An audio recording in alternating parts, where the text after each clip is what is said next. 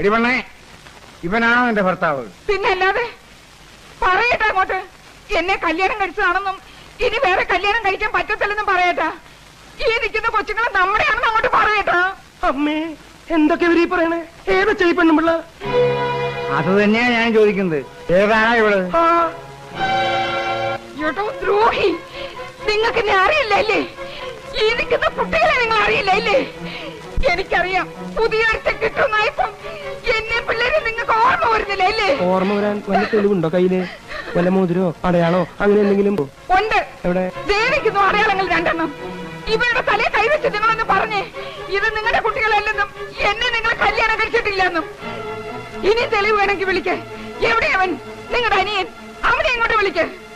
എടാ രാമഭദ്രയാ, എടാ കണ്ടോ, അവൻ മാറിക്കളഞ്ഞത് കണ്ടോ? അവൻ അറിയാം സത്യം മുഴുവനും. അവനെ ഇങ്ങോട്ട് വിളിക്ക്, വിളിച്ചു നിർത്തി ചോദിക്ക്.